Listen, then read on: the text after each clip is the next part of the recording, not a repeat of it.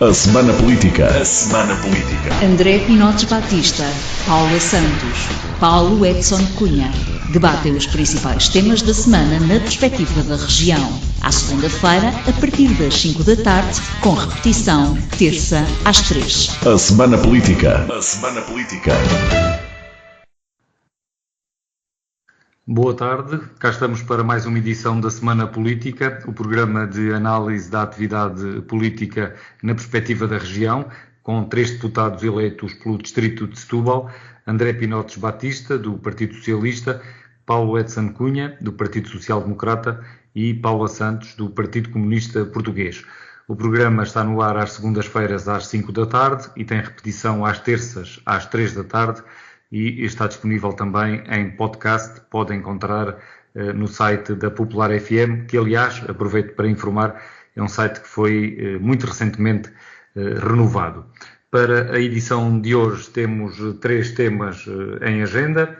O primeiro, o pacote de medidas que o Governo anunciou para prevenir e combater a corrupção. A isenção do imposto municipal sobre transações e também o imposto selo para jovens até aos 35 anos, isto na compra de habitação, e a Assembleia da República aprovou o alargamento da redução do IVA na eletricidade. Para o primeiro tema, sobre o pacote anticorrupção, eu começava desta vez por André Pinotes Batista. Das 32 medidas que com certeza teve a oportunidade de conhecer ou de estudar, há alguma que queira destacar, por um lado, e por outro, este programa parece-lhe de quem está verdadeiramente empenhado em combater a corrupção, ou não está muito convencido disso? Antes de mais, boa tarde ao Francisco, ao Paulo e à Paula. Cumprimentar todos os nossos ouvintes, desejar-lhes uma boa semana.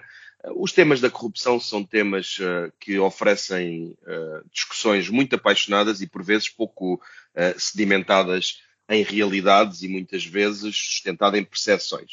E é importante, desde já, dar uma nota positiva, e o Paulo Edson Cunha já se vai habituando, que eu sou muito feroz a criticar o Governo quando este tem que ser criticado, mas quando há coisas que são bem feitas, eu penso que também há uma palavra que tem que ser dada, e aqui o porquê.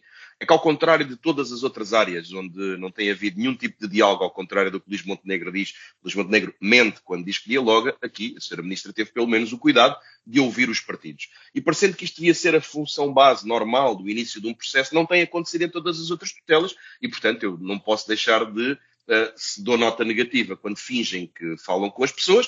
Aqui, eu não diria que as conversas foram todas satisfatórias, mas pode-se pelo menos dizer que houve diálogos com os partidos. Para mais, uma outra questão que também é importante tem a ver com o facto de se terem ouvido diversos agentes, nomeadamente do Ministério Público, da Associação do Sindicato, aliás, dos juízes, por aí fora, o que também me parece uma boa prática no sentido de se estabelecer consensos. Eu estou a falar disto porque esta é uma matéria que merece consenso e merece um tratamento sério. E a primeira coisa que é preciso dizer, antes de ir diretamente à questão da corrupção, é que nós não podemos aceitar viver num país que discute corrupção com leviandade, ao mesmo tempo que se permite ter um secretário de Estado e ministro sob escuta durante 4 anos. Isto é uma coisa que tem que ser dita. A mesma coisa que relativamente às fugas de informação sobre escutas que dizem respeito à gestão de um primeiro-ministro com o seu ministro e que nada tem a ver com os processos. Isto destrói a nossa democracia. Se todos nós fôssemos escutados ao longo da nossa vida, o Paulo Edson Cunha, a Paula e eu, aqui não me refiro ao Francisco, como é evidente, nas decisões políticas e executivas que vamos tomando, eu não me estou a referir a questões de seriedade, estou-me a referir a questões de a forma como falamos, o direito à descrição de um executivo, de quem tem que decidir, não pode ser devassado desta maneira. Isto é uma intermissão vergonhosa da dimensão política, da dimensão jurídica, da dimensão judicial, da dimensão política que eu tenho que denunciar. Relativamente às medidas que foram anunciadas, 32 medidas, há algumas questões que merecem destaque, nomeadamente tudo o que tem a ver com a reestruturação de megaprocessos, a aceleração dos procedimentos judiciais que evitem que eles se arrastem durante anos a fio nos tribunais, porque essa é, de facto, uma realidade incontornável e que ninguém tem sabido responder. Ou seja, nem o corpo político no seu todo nos últimos anos, nem os agentes da justiça têm encontrado forma de, respeitando a Constituição, conseguir ter processos que sejam céleres. Ao contrário do que é dito a expressão, vou recorrer aqui a uma expressão muito popular, que é não acontece nada a ninguém vai preso. Este tipo de soundbites populares que vão ser, isto não corresponde à realidade. Hoje em dia já há muitos decisores políticos que pecaram, cumpriram com a lei, foram pouco sérios, tiveram atos de corrupção, branqueamento de capitais, de fraude fiscal, de troca de vantagens e que são condenados. Mas ainda assim leva muito tempo até que isto aconteça e eu conto entre aqueles que acham que quanto mais rápida for a justiça, mais depressa nós separamos o trigo do joio. Sobre as questões depois que têm a ver com a pegada legislativa e a regulamentação do lobbying, eu, não obstante haver no meu partido, no meu grupo parlamentar, pessoas são muito entusiastas destas soluções, eu confesso que não sou particularmente apaixonado por este tipo de solução. O Parlamento Europeu, onde o lobbying está regulado, ou os Estados Unidos, onde o lobbying está regulado, comprovam que, eu aqui vou em contramão com o meu grupo parlamentar, mas é assim a liberdade com a qual tento emitir as minhas opiniões, o que é essencial é nós sancionarmos quem peca e não me parece que a regulamentação do lobbying ou a pegada legislativa vão ser mecanismos de dissuasão. E aqui é que está a crítica que eu faço a este governo e a este pacote. É que cede muito ao populismo, cede muito ao eco que o Chega faz, cede muito a ir ao encontro daquilo que a Vox Populi, que a generalidade das pessoas dizem. Eu não creio que o lobbying regulamentado e a pegada legislativa mais apertada sejam o fator maior de corrupção em Portugal. E aqui é preciso dizer o seguinte, muitas vezes a criação de regras anticorrupção, a criação de burocracias, a cobro de propostas de transparência, nós criamos mais corrupção. E eu penso que a simplificação de processos é o caminho mais célere para termos transparência e a divulgação de informação. A divulgação de informação para que os cidadãos, de forma simples, possam ver o que os agentes políticos vão fazendo.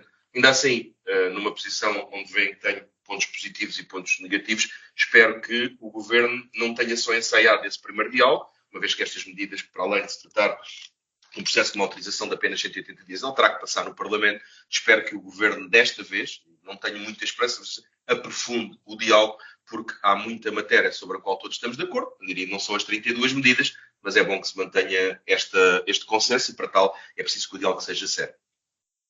Paula Santos, pedia-lhe também uma análise a este pacote de medidas e aproveito para perguntar se acha que estas decisões podem, na especialidade, na votação na Assembleia da República, merecer a aprovação do Partido Comunista. Muito boa tarde, cumprimento também todos, cumprimento quem nos está a ouvir. O combate à corrupção é algo pelo qual o PCP tem vindo a intervir ao longo dos tempos, com propostas, com iniciativas concretas. Perdoem-me a expressão, mas isto não basta bater com a mão no peito. É preciso, de facto, que haja medidas e soluções concretas que enfrentem os problemas de fundo. Estou a colocar isto porquê? Porque olhando para o conjunto de medidas que foram apresentadas pelo Governo, olhando para o seu conteúdo, daquilo que é possível conhecer desde já, porque há muitas das medidas que importa também conhecer os seus desenvolvimentos e, no concreto, como é que vai ser o seu desenho, parece-nos que é muito exíguo e não enfrentam, de facto, problemas de fundo, e estou-me a referir a eles, esses problemas de fundo, por exemplo, a criminalidade económica, a promiscuidade entre poder político e poder económico, e isso exige, de facto, soluções que não se vê neste conjunto de medidas que foram apresentadas. Houve muita pompa e circunstância, aliás, esta foi uma das questões que esteve presente até nas primeiras declarações do atual governo, que iria avançar no combate à corrupção, mas depois olhamos para este conjunto de medidas e mais parece utilizar uma expressão popular que a montanha pariu o rato. Colocamos isto porque grande centralidade que é dada à questão do lobbying, que não é uma medida de combate à corrupção, muito pelo contrário. O que isto significa é, de facto, a legalização do tráfico de influências. Hoje, uma matéria que é ilegal, com esta medida passa a ser legal. E isso não nos parece que seja este o caminho que é necessário para o combate à corrupção. Nós, nesta legislatura, já adiantámos 3 propostas. Permitam-me que faça aqui uma referência breve. breve. Uma é o combate às portas giratórias, como, por exemplo, o aumento do período de inibição para 5 anos do titular de cargo político executivo para o exercício de funções numa empresa privada em área por si tutelada, mas também a devolução pela empresa dos apoios, benefícios ou fundos que tenham sido atribuídos caso tenham contratado algum ex-titular de cargo político não tenha cumprido aquele período de inibição. Só para dar aqui o exemplo concreto. Também combate aos paraísos fiscais. E uma questão que é de facto muito necessária, que é que o Estado não recorra à arbitragem. Ainda agora são conhecidas inúmeras decisões de tribunais arbitrais que são prejudiciais para o interesse público e são prejudiciais para o Estado. Há tribunais e é aí que essas matérias devem ser dirimidas. Uma última questão para concluir esta primeira abordagem sobre esta matéria. Muito se tem falado sobre a necessidade da celeridade dos processos, da investigação, a celeridade pelas autoridades judiciárias, pelos tribunais, mas a verdade é que depois no concreto uma das causas para os atrasos prende-se com a falta de meios destas mesmas entidades. E mais uma vez não há também aqui um compromisso claro de facto que quer as autoridades judiciárias, quer os tribunais sejam dotados dos recursos humanos e não só, também técnicos que permitam, de facto, dispor dos meios necessários para que os processos possam decorrer com a celeridade que também que é necessária e que muitas das vezes vemos vários processos que se vão prolongando ao longo dos anos e isso também não é positivo. Portanto, no essencial são um conjunto de medidas que ficam muito aquém daquilo que se é necessário para quem afirma que quer ter um combate firme à corrupção. Uma série delas não constam, como já aqui referi, e de facto essas sim seriam urgentes e necessárias que avançassem rapidamente. Paula Santos, o André Pinotos Batista suscitou aqui a questão das escutas que foram feitas durante cerca de 4 anos a membros do Governo e que é também um tema desta semana. Não sei se quer fazer algum comentário sobre essa matéria. É de facto com preocupação que verificamos que sistematicamente há violação do segredo de justiça e naturalmente no quadro da investigação criminal é preciso também ter presente um conjunto de aspectos que se prende com os direitos dos próprios cidadãos e isso tem que ser assegurado. E este domingo o Presidente da República, Marcelo Rebelo de Sousa, teve também já a oportunidade de defender que esta questão da violação do segredo de justiça tem que ser uma das matérias que não podem deixar de ser tratadas numa futura reforma da Justiça. Paulo Edson Cunha, sobre este tema do pacote contra a corrupção, o que é que quer destacar e também como é que responde a esta crítica de André Pinotos Batista, que vê, em algumas medidas, o cunho do populismo? Bem, antes de mais nada, também apresentar os meus cumprimentos a todo o painel e a todo o auditório da Popular FM. Naturalmente que tenho de ver, fico contente em primeiro lugar com algum consenso que, independentemente das críticas que aqui foram apresentadas, mas com algum consenso a que podemos chegar. E fico contente essencialmente porque se há matéria que é importante existir algum consenso a montante, aliás, é neste tipo de situações, porque muita da descredibilização neste momento da classe política e também daquilo que é o próprio Estado em termos tutelares acaba por passar por tudo aquilo que tem acontecido e por um conjunto de casos e casinhos que têm acontecido e que acabam por descredibilizar todo o aparelho do Estado, todo o edifício legislativo e da forma como as coisas se têm apresentado.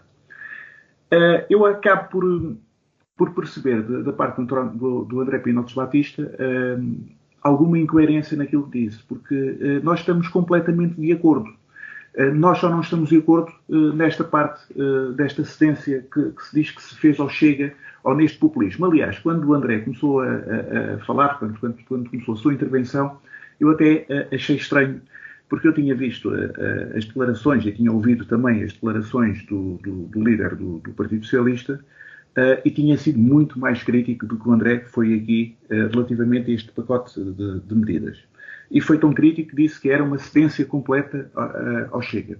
O André não foi tão longe, dizendo que foi uma cedência completa ao Chega, dizendo que aqui o AD, o PSD e a CDS-PP acabaram por ceder àquilo que foram os contributos de outros partidos. E, efetivamente, assim foram.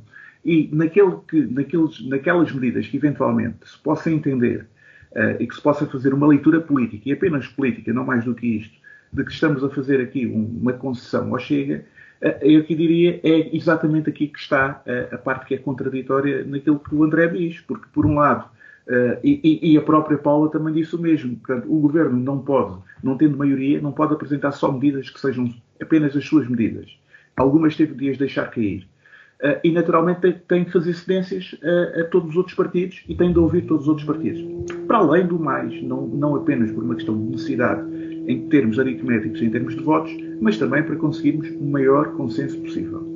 Gostava de dizer aqui, não me vou pronunciar muito sobre as medidas, até porque os meus colegas já aqui o fizeram, parece-me que há aqui medidas bastante positivas e parece-me um esforço evidente da parte deste Governo em tentar efetivamente apresentar medidas e não apenas estar a propagandear esse tipo de medidas. As medidas estão efetivamente apresentadas e há aqui este esforço. Agora, há algo que o André disse aqui e que eu subscrevo totalmente. Aliás, eu não só subscrevo, como eu próprio, a semana passada, escrevi sobre isto num outro jornal e também tenho nas minhas redes sociais manifestado esta posição, que é uma posição absolutamente de princípio.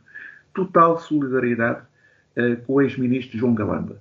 É absolutamente inadmissível que um governante esteja a ser escutado durante 4 anos.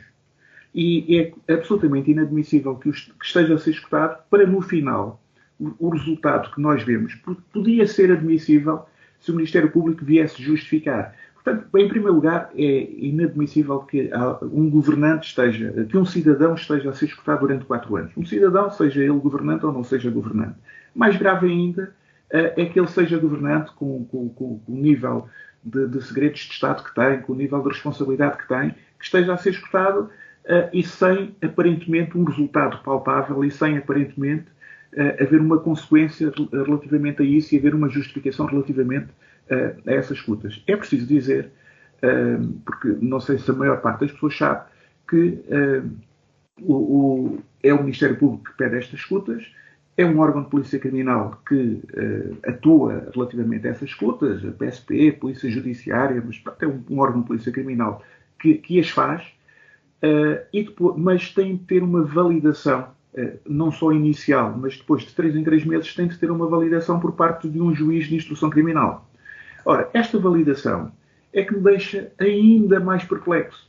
Porque Paulo de Santo Cunha, não te esqueça do que vai dizer, mas é precisamente um aspecto que não tem sido muito referido na comunicação social, sobretudo pelos comentadores, porque parece que é apenas o Ministério Público que está em xeque, quando depois há um outro juiz independente, e que é o juiz que tem que assegurar os direitos, liberdades e garantias de quem está a ser escutado, que também valida essas escutas, como e bem está a observar. Exatamente. E esta questão, eu acho que esta questão é absolutamente primordial, porque há aqui 2 questões que não estão a ser muito referidas na comunicação social, no fundo, nem por aquelas pessoas que se têm queixado. Não é só a observação daquilo que o Ministério Público tem feito.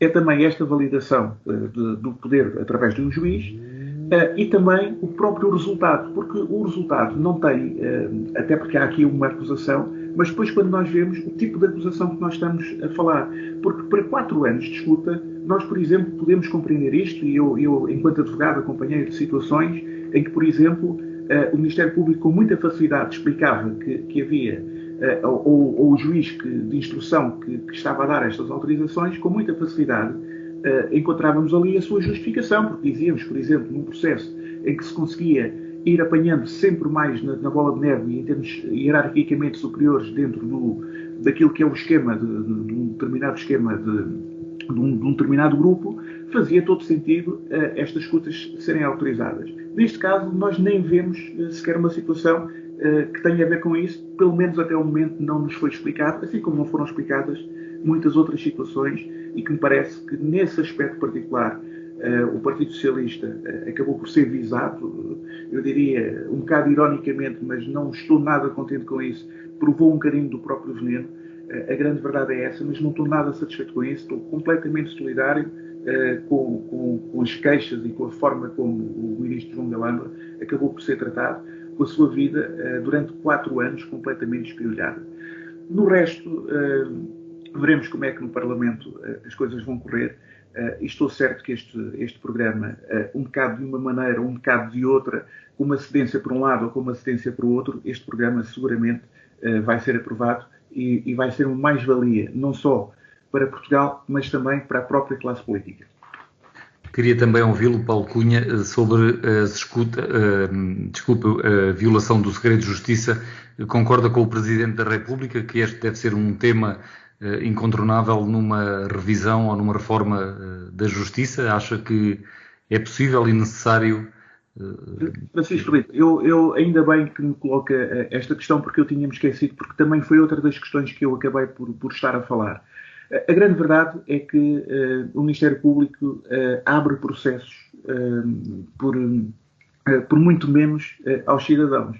Mas nós sabemos que neste momento o que está a acontecer é que o Ministério Público põe e dispõe, junto com a comunicação social, põe e dispõe dos processos, e que, com esta violação, se não é o Ministério Público, pelo menos o Ministério Público permite que isto aconteça. Portanto, este primeiro inquérito, relativamente a esta violação do segredo de justiça, é absolutamente necessário ter qualquer tipo de conclusão, porque o que nós estamos aqui a ver é que, para além do mais, o segredo de justiça existe para proteger o próprio arguido. O segredo de justiça existe para proteger o cidadão. E neste momento está a acontecer exatamente o contrário. Todos nós conseguimos perceber que todos os processos acabam por nos chegar ao telemóvel, muitas vezes antes de serem publicados, antes dos próprios advogados terem conhecimento dos processos. Eu já tive situações dessas em que os advogados não têm acesso aos processos e têm através da comunicação social ou através do próprio PDF que entra a circular. Mas quem é que permite uma situação destas? Isto não seria muito difícil de nós apurarmos. Olha, o Benfica, por exemplo, teve um processo e teve um arguido porque havia esse tipo de violação junto com os funcionários. Se conseguiram fazer isto, neste caso, a um cidadão, neste caso, a alguns funcionários judiciais, neste tipo de situações deve ser feito completamente de acordo com o Presidente da República. André Pinotes Batista, imagino que queira dar alguma réplica àquilo que disse Paulo Cunha. Não é só uma questão de dar uma réplica. Há aqui 2 dimensões que tenho que tocar. A primeira tem a ver com uma coisa que a Paula Santos disse e sobre a qual eu tenho uma profunda discordância. Eu exerço as minhas opiniões, partilho as minhas opiniões como as sinto, conforme penso. O meu partido, o Paulo Santos Cunha, ainda há bocado referia que o secretário-geral do meu partido, do qual eu sou amigo e do qual eu pertenço à direção, tinha uma opinião mais veemente. É mesmo assim, o Partido Socialista tem essa pluralidade, portanto não há necessidade de réplica nenhuma, faz parte do nosso debate. Agora, de coisas substantivas, a Paula Santos falou aqui sobre o período de inibição de titulares de cargo político, proposta que o PCP de facto apresentou e sobre o qual tem uma convicção, e a minha é absolutamente contrária. Sou, por vivência junto de muitos ex-ministros e muitos ex-secretários de Estado, testemunha da impossibilidade de um conjunto de pessoas que trabalharam num determinado setor, após findada a sua atividade, poderem trabalhar nesse setor. Eu não quero dizer com isto que se possam repetir coisas como tivemos, por exemplo, na Lusoponte, em que um ministro das Obras Públicas do governo de Durão Barroso e de Cavaco Silva assinou condições em que, por exemplo, entre a travessia do Tejo, 25 de Abril e Vasco da Gama, era necessário pagar 500 milhões de euros, refirma Ferreira do Amaral, de indenização à Lusoponte, e transitou para a Lusoponte, onde depois se fez, com o papel que tinha assinado como ministro, se apresentou exigindo esse dinheiro. Estas situações, obviamente, têm que terminar. Hoje em dia já existe um regime de inibições já muito mais robusto do que havia então. Eu não tenho dúvidas nenhumas que isto tem que ser placado. Coisa diferente é eu falar com dezenas de quadros qualificadíssimos deste país, para quem a melhor resposta neste momento é uma de 2. Ou emigrarem, com todo o conhecimento que têm sobre determinadas áreas, há ministros que não podem tutelar área nenhuma, ou em alternativa trabalharem junto de consultoras de comunicação. E aqui é que a coisa fica mais complexa. Que é quando nós queremos ser mais papistas do que o Papa, e portanto estes períodos de nojo, de inibição, que são enunciados como uma forma de impedir que as pessoas possam fazer aquilo que eu disse ainda há pouco relativamente ao Engenheiro Ferreira do Amaral, foram levados a tal extremo que hoje em dia já quase ninguém quer ir para a atividade política, sob pena de depois não poder trabalhar nas áreas onde trabalhou uma vida inteira. Eu dou este exemplo. Uma pessoa que seja especialista de energia, o que seja o mais qualificado português, pode ser militante do PCP, pode ser militante do Bloco de Esquerda, pode ser militante do Chega, do PSD, da Iniciativa Liberal, é irrelevante para o caso. Se for convidado para ser secretário de Estado da Energia, ganhando 3.300 euros limpos por mês, e depois ficar inibido para o resto da sua vida poder trabalhar na área onde sempre trabalhou, ele aceita? É evidente que não aceita. E, portanto, há uma reflexão muito mais profunda a ter. Eu tinha aqui uma divergência de fundo relativamente a isto. Quanto ao demais, daquilo que aqui foi dito sobre as escutas que são feitas, esta matéria indigna, mas não indigna por ser o Partido Socialista. Eu não percebo, aliás, a referência do Paulo, do PS, que provou do próprio veneno. Eu acho que isto é um veneno para a democracia. Se isto se passar amanhã com o PCP ou com o PSD, eu direi a mesmíssima coisa. Foi por isso que eu não disse os nomes dos ministros, do ex-primeiro-ministro. Não disse porque a questão que está aqui é, imaginem que a Paula Santos era vereadora na Câmara do Seixal, ou que o Paulo era vereador na Câmara do Seixal, tinham que despachar coisas, estavam sob escuta por uma coisa durante 4 anos, um mandato inteiro, e tinham uma desavença com o seu presidente de Câmara, com o seu diretor de departamento, com o seu chefe de divisão, e que essas questões, que nada tinham a ver com processo nenhum, eram colocadas cá fora, e eu e o Paulo Edson Cunha ficávamos a saber de como é que a Paula tinha sido vereadora na sua relação executiva com os seus subordinados. Isto é vergonhoso. Isto leva a que qualquer dia os titulares de cargo público não possam falar nem ao telefone, nem pessoalmente, nem de forma nenhuma. Isto retira as condições para os políticos exercerem os seus mandatos. Esta questão não é do PS, é uma questão que tocará a todos, porque é uma coisa que tem que ser dita. Não pode ser alheio que as divulgações destas matérias que tiveram a ver com António Costa tenham sido na semana nevrálgica para a sua escolha para um cargo público. É que se são homens e mulheres que estão na vida política, com os seus defeitos e com as suas virtudes, também são homens e mulheres que estão no sistema judicial. E, portanto, de uma vez por todas, é preciso ter a coragem de exigir que existam consequências. E eu, infelizmente, estou absolutamente convencido que mais uma fuga e nada vai acontecer. E estas coisas são premeditadas, na maior parte dos casos. É preciso, eu quero repetir isto, na maior parte dos casos, alguém quer ter um determinado governante sobre escuta e depois quer divulgar o conteúdo dessas escutas. E hoje em dia é tão fácil como alguém do Ministério Público ter uma fonte no jornal e divulgá-la. Eu finalizo só com esta ideia. Uma vez estive envolvido num processo do qual eu não fazia parte, do qual eu não fui citado, do qual eu não fui arguído, do qual eu não fui ouvido, e o meu nome saiu no jornal como se eu estivesse a ser investigado por uma coisa que de facto eu não fui. Mas não é por ser o meu caso particular. É que quando isto acontece na vida política, nós deixamos de ter gente disponível para estar na vida política. E, portanto, eu chamo só a atenção disto. O caso que eu acabei de relatar era sobre uma coisa que não me visava, mas que no jornal disse que me visava, porque tinha uma fuga de informação de uma coisa que até estava arquivada. E quando eu solicitei ter acesso a esse processo, foi-me dito que eu não fazia parte do processo. Estão a perceber o tipo de situações kafkianas que aqui se desenvolvem? Amanhã, eu ter um amigo no Ministério Público e não gostar do Francisco Alves Rico por alguma coisa, algum problema que nós tivemos, e eu promover uma fuga de informação de um processo do qual houve uma queixa relativamente ao Francisco, e o Francisco não o conhece, nunca foi ouvido, nada teve a ver com aquilo, e o nome do Francisco aparece no jornal sem que o Francisco tenha nada a ver com isto. Isto não poderia acontecer, a mim já me aconteceu, e não era no exercício de funções públicas, portanto, menos mal, azar o meu, mas não foi azar do país, nem foi azar de uma autarquia. Mas daqui a amanhã é mesmo azar do país, é mesmo azar de uma autarquia, é mesmo azar da democracia. E aqui nada me separa dos outros partidos, é uma questão de regime. E se não houver coragem qualquer dia, temos outro regime, provavelmente uma ditadura. E é isto que as pessoas têm que se habituar. Não são os políticos a defenderem-se uns aos outros, são os políticos a terem que ter a coragem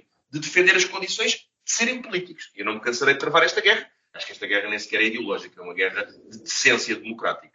Francisco Rito, permita-me só acrescentar uma coisa. Muito rapidamente, Paulo, para depois a Paula ter a oportunidade de encerrar este tema. Sim. 100% de acordo com aquilo que o André disse aqui, e só queria acrescentar aqui o seguinte. As pessoas têm que ter a noção que são as próprias pessoas que nos telefonam. São os nossos amigos, são pessoas, são cidadãos, são munícipes, no caso nas autarquias, que nos telefonam e que muitas vezes nos pedem coisas. E nós, no nosso dever, no cumprimento do nosso dever, muitas vezes até queremos ajudar. E se tivermos, para além do mais, muitas vezes essas escutas são muito mal interpretadas, porque é aquilo que nós muitas vezes vemos também isto nos processos. O que é que isto fará? Faz neste momento uma enorme inibição até no exercício do próprio cargo. E também gostava de ter acrescentado... Paula Santos, para encerrar este tema, não sei se quer dizer mais alguma coisa, mas pedia-lhe também que nos dissesse se estas declarações de André Pinotes Batista, quanto ao período de nojo, digamos assim, ou à porta giratória, como a Paula Santos referiu, a sensibilizaram ou não, se reconhece que pode haver aqui um efeito perverso se simplesmente se fechar a porta. Nós estamos a falar, eu gostava de fazer duas referências, uma era sobre essa que me está a colocar, nós aquilo que estamos a propor é que esse período de inibição seja de 5 anos, não é para a vida toda, e estamos a falar de exercício de funções, alguém que teve um cargo político e o exercício de funções numa empresa em área que tenha sido tutelada por si, não estamos a falar em outras áreas de intervenção.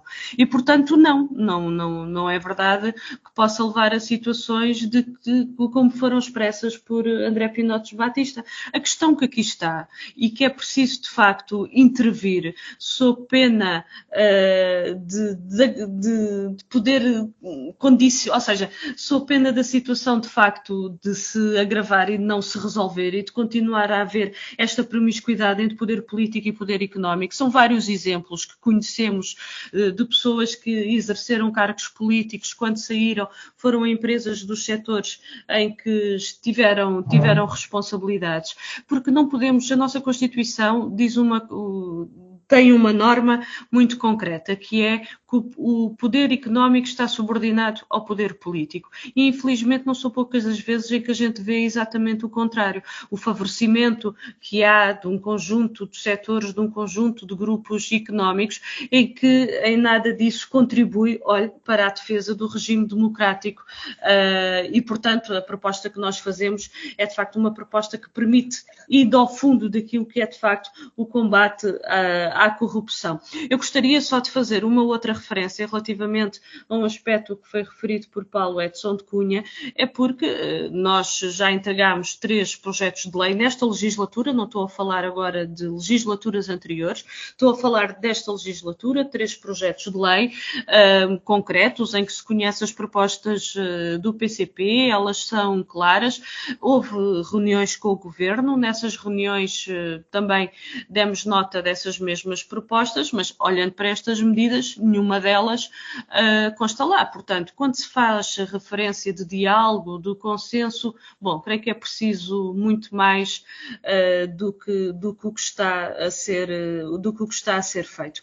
E, portanto, aquilo que nós colocamos e insistimos é, de facto, que este conjunto de medidas que foram anunciadas são, de facto, limitadas e há um conjunto de aspectos que são centrais, como já aqui referi, e que essas medidas não intervêm sobre esses aspectos. Passamos então para o segundo tema de hoje, a isenção do IMT e também do imposto de selo para os jovens até aos 35 anos na compra de habitação. Eu começo agora por Paulo Edson Cunha. Esta decisão, que é uma proposta do Governo, tem um efeito, penso que será significativo nas finanças municipais, tendo em conta que estamos a falar de receita dos municípios, do Imposto Municipal sobre Transações, assim como o IMI também. E, por exemplo, no Distrito de Setúbal temos tido uma tendência forte nos últimos anos, nos últimos 2 mandatos, de redução do IMI, e temos visto também um aumento do encargo por parte das autarquias no que diz respeito, por exemplo, aos custos com os trabalhadores, por via dos aumentos dos salários, por exemplo, e temos visto também um aumento dos custos com novas transferências em diversas áreas. Esta medida de benefício fiscal, digamos assim, para os jovens, não é o Governo ou o Estado Central a fazer aqui um alívio fiscal com o orçamento ou com o dinheiro de outras entidades, neste caso dos municípios? Não, claramente que não.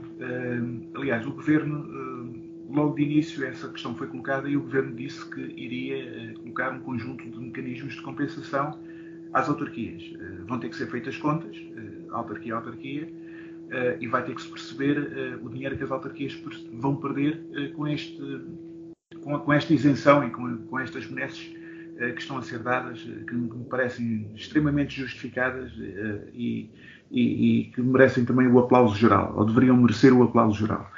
Relativamente às restantes questões que acabou por colocar, que neste momento são algumas das dificuldades dos municípios, são dificuldades de facto que já existem há algum tempo, mas têm a ver com uma transferência de competências muito geral, portanto muito abrangente, e que cabe ao Poder Central ajustar essas transferências de competências também com transferências financeiras, o que nem sempre tem acontecido. São processos que nem sempre têm corrido bem, desde o processo da parte da educação, depois para a parte da saúde, e todas estas transferências que aos poucos se vão fazendo, e bem, porque o poder local, eu sou um grande defensor do poder local, e o poder local normalmente consegue fazer, a maior parte das vezes consegue fazer melhor do que o Poder Central, com uma muito maior proximidade e com uma muito maior precisão também. Agora também é necessário que o faça efetivamente e que depois que apresente essas respectivas justificações. Portanto, não há muito mais a dizer, até porque nós discutimos aqui em tempos quando esta medida foi lançada, quando a medida foi discutida na Assembleia da República, e parece-me que estamos aqui perante mais uma excelente medida deste Governo e que estamos todos ansiosos pela perspectiva, pelos telefonemas e pelas perguntas que, por exemplo, já me fizeram. Há muita gente ansiosa quando é que esta medida entra em vigor e com a sua entrada em vigor, com certeza vai dinamizar e vai ajudar a fixar muitos jovens em Portugal, que esse é o principal objetivo, é ajudar a nossa juventude. Paula Santos, é verdade que já discutimos aqui essa questão e já teve a oportunidade de dizer que não é assim que se resolve o problema da habitação para os jovens, mas e sobre esta outra vertente, o eventual impacto desta medida nas contas municipais? A Paula Santos está muito próxima das autarquias do Distrito de Setúbal, algumas são do Partido Comunista. Presumo que tenha conhecimento do crescimento, do agravamento da situação financeira das autarquias. Sim, essa é uma vertente relativamente a esta matéria da isenção do IMI para os jovens, que tem de facto um impacto no plano financeiro dos municípios, que importa também ter presente na apreciação desta medida. Uma das questões, aliás, que nós temos colocado relativamente até ao próprio financiamento das autarquias, prende-se com a necessidade de reforçar a participação das autarquias nos impostos do Estado, ou seja, naquela referência da Lei de Finanças Locais, e aumentar a percentagem na média dos 3 impostos, IRS, IRC e IVA, exatamente para que as autarquias disponham dos meios financeiros para as suas competências. Para além da outra questão, como referiu há pouco, é que no quadro da transferência de competências para as autarquias, em particular na área da educação, mas isto é geral, não é só nesta área, esta tem um peso de facto muito significativo, aquelas que são as verbas transferidas ficam muito aquém daqueles que são de facto os montantes que estão aqui em causa e que têm sido as autarquias a suportar esse conjunto de despesas, ou seja, já nós sabíamos desde o início que isto ia acontecer, estava mais do que à vista de que iria-se transferir as competências e que o pacote financeiro não iria cobrir esse conjunto de competências como está à vista. Mas se me permitem ainda fazer uma referência relativamente a esta proposta na matéria, na questão da habitação, porque esta também é uma questão relevante, porque continua, para já o problema da habitação não se resolve com a fiscalidade, é preciso que haja mais disponibilização de habitação pública, é preciso intervenção também no arrendamento, para que se consiga controlar e reduzir os preços das rendas. O problema do acesso à habitação hoje tem a ver com os preços que são elevadíssimos e os salários são baixos e que os preços da habitação são insuportáveis hoje face aos salários no nosso país.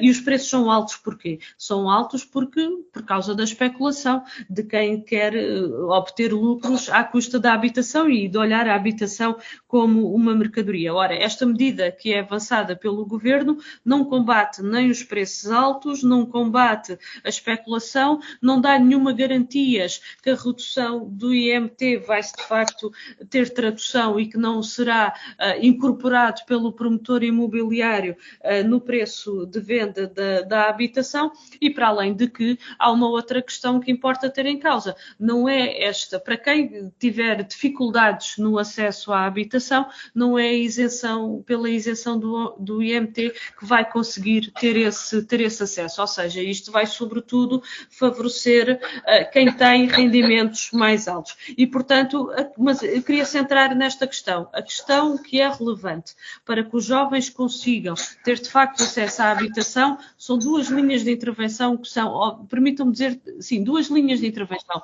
Por um lado, mais habitação pública dirigida a diversas camadas da população, intervenção no arrendamento, garantia de estabilidade e para redução de preços, e depois uma outra, aumento dos salários, porque os jovens imigram, porque os salários são baixos, porque não têm estabilidade, é preciso aumento dos salários e é preciso combater a precariedade para que tenham estabilidade no seu vínculo laboral, e disso não vemos por parte do Governo.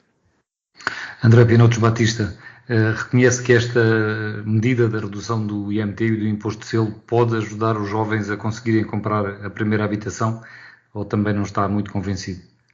Esta é uma medida muito perigosa. É uma medida que aparenta ser muito virtuosa, mas quando analisada à luz dos conceitos mais básicos de economia, se afigura como provavelmente um grande logro, e eu não vejo onde é que possa haver um consenso aqui.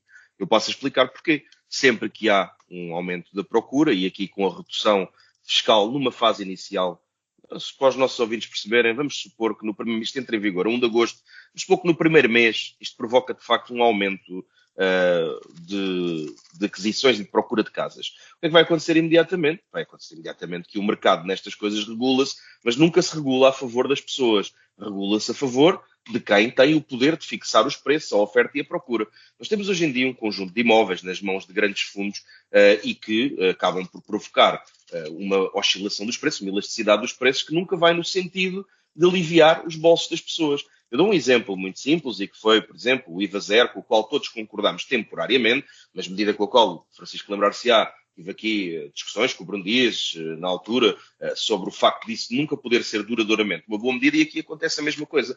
Porque, repare-se, se numa fase inicial estes descontos fiscais, vamos lhe chamar assim, se me permitem, por simplicidade, parecem, de facto, desagravar a vida das pessoas, eu quero chamar a atenção dos nossos ouvintes que tenham menos de 35 anos e que julguem que vão comprar casa ao abrigo deste regime, que muito rapidamente aquilo que vai acontecer é que esses descontos que saem do orçamento público, e aqui o orçamento público tanto pode ser das autarquias ou com uma compensação, pode ser do orçamento geral do Estado. Aquilo que vamos ter em perda de receita muito provavelmente vai cair nas construtoras e nos vendedores em última instância, porque eles repercutirão os preços. E é muito simples, uma casa que custava 300 mil, se houver um desconto, vamos supor, de 20 mil euros, ela continuará a custar 300 mil, se não mais, sendo que o Estado perdeu objetivamente esse dinheiro. Eu gostava que as pessoas tivessem esta percepção, porque muitas vezes nós sentimos tentados a apoiar determinadas medidas porque elas nos parecem bem, e esta medida parece bem, mas na prática ela não vai ser tão boa como parece. E eu queria deixar este alerta porque parece simples, mas depois não é realmente uma medida que seja assim tão simples. Vocês verão que muito rapidamente aquilo que parece uma medida que traz grandes vantagens não vai trazer. Eu lamento porque não é mesmo assim que se resolve o problema da habitação em Portugal. Uma medida, por exemplo, que estava a surtir efeitos e que foi retirada era a taxação extra sobre os alojamentos locais excessivos. Esta taxação estava a produzir efeitos. Chama a atenção que, por exemplo, em Barcelona, isto está a ser adotado agora em grande escala e foi revertido. É o quê? É um governo, mais uma vez, a governar para os de cima, a governar para o seu eleitorado, e mesmo estas pessoas estão a ser enganadas, mas estão a governar para quem tem mais, não estão a responder ao problema da habitação, e mesmo nesta decisão, que é difícil de mexer a taxa do alojamento local, que é uma decisão difícil e impopular, porque há muita gente que, em determinada altura, entendeu, como o crédito era fácil e as taxas de juros eram baixas, entendeu que podia ter um modelo de vida, assente também nesta questão do alojamento local, muitas vezes de forma não sustentada. E o que vemos hoje em dia é que a única medida que se parece mexida na habitação é mesmo esta medida que eu estou a elencar, e esta era a que estava a produzir efeitos. Em Barcelona, estima-se que com a medida que eu estou a elencar sejam colocadas, devolvidas ao mercado, 10 mil habitações. Isto é o que está a ser feito aqui ao lado. Em Portugal não é assim de está a ir. Eu lamento, mas acho que esta medida parece bem, mas vai ser uma medida terrível para os portugueses. Cá estaremos para ver. Com certeza que não haverá muitos construtores civis chateados com isto. Paula Santos, passamos para o último tema e eu agora queria começar por si, mas só temos aqui 1 minuto e meio no máximo para cada um, que é a questão do alargamento da redução do IVA na eletricidade, que foi aprovada na Assembleia da República. Presumo que para o PCP isto sabe a pouco, tendo em conta que o Partido Comunista tem feito propostas no sentido de esse IVA reduzido ser mais generalizado. Sim, esta medida que foi aprovada é de facto muito insuficiente. Registamos que o próprio Partido Socialista nem sequer propõe repor aquilo que era no período antes da Troika, porque antes da Troika o IVA da eletricidade era a 6% e não era em função de determinado consumo, era da eletricidade totalmente a 6%. Isso de facto é uma medida de grande significado para as famílias, mas de grande significado também para as micro, pequenas e médias empresas, e esta é matéria que vamos continuar a intervir e a lutar, quer seja da reposição do IVA a 6% da eletricidade, quer seja também do gás e das telecomunicações. Estamos a falar de custos que são de facto muito avultados para as famílias, que têm um peso grande, ou seja, em famílias com rendimentos mais baixos, estes custos têm um peso ainda mais significativo e, portanto, uma forma de facto de assegurar o acesso, quantos nós não conhecemos, famílias, pessoas que durante o período do inverno não aquecem a casa porque não têm condições para pagar a eletricidade. É disto que nós estamos a falar. E, portanto, aquilo que é mesmo necessário é, de facto, repor na íntegra o IVA da eletricidade a 6% e também o IVA a 6% para o gás natural, para o gás de botija, para, de facto, garantir um maior acesso à energia para as famílias. Paula de Santo Cunha, também sobre esta redução parcial, porque é um alargamento, mas não é ainda uma redução geral da taxa do IVA na eletricidade. Infelizmente não há condições de fazermos o alargamento e nas condições que gostaríamos e que os portugueses mereciam. Mas temos de compreender que nestas questões nem sempre conseguimos um equilíbrio. O Orçamento de Estado não dá para tudo. Há um conjunto de medidas que foram tomadas, umas pelo Governo, outras pela oposição, em conjunto que quer governar pelo Governo, num Orçamento de Estado que já ele também não é do Governo. Portanto, tudo isto é muito complicado e esta medida, dentro do possível, parece uma medida positiva para os portugueses e vai permitir, pelo menos, ajudar uma parte dos portugueses e das empresas. André Pinotos Batista, também sobre esta questão da redução do IVA na eletricidade. De forma telegráfica, dizer o seguinte: aquilo que nós estamos aqui a falar de uma proposta do Partido Socialista que foi aprovada com os votos favoráveis da IEL, do Bloco de Esquerda, do PCP, do LIVRE e do PAN, não do PSD nem do CDS. Aliás, é uma proposta que nem constava do programa do PSD e que vai tornar permanente reduções de IVA que já tiveram oscilações e que foram temporárias no passado, nomeadamente abrangendo mais 3 milhões de portugueses que nos primeiros 200 kW passam a ser taxados a 6%, porque aumentou o limite, como eu dizia, de 100 kW, e para famílias numerosas tem também uma incidência maior. No fundo, é uma matéria difícil. Eu pertencia à Comissão Eventual das rendas excessivas de eletricidade. Eu quero dizer que tudo o que mexe nestas taxações é ultra delicado, mas que o Partido Socialista cumpriu com a sua palavra, isso é, tinha no seu programa, dialogou com as outras forças políticas. Não é aleatório que da direita à esquerda tenha havido um consenso relativamente a este progresso, a este avanço, ainda que depois cada um defenda, obviamente, coisas diferentes, e uns defendem mais num sentido, outros mais noutro, mas a verdade é que, por algum motivo, existe esta satisfação conjunta de se ter avançado. O PSD quis ficar à margem, não era das suas medidas, mas, enfim, eu diria que isto não é governar à margem de nada, é governar a favor das pessoas, por muito que custe ao Paulo Edson Cunha. É isso que continuaremos a fazer e fazendo uma distinção. Obviamente todas as nossas medidas têm um cuidado de ter equilíbrio orçamental, e esta também tem.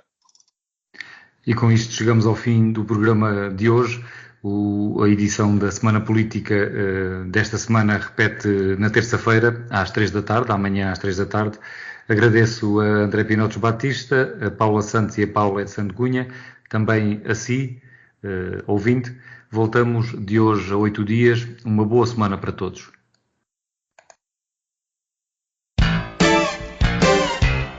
A Semana Política. A Semana Política. André Pinotos Batista, Paula Santos, Paulo Edson Cunha. Debatem os principais temas da semana na perspectiva da região. À segunda-feira, a partir das 5 da tarde, com repetição, terça às 3. A Semana Política. A Semana Política.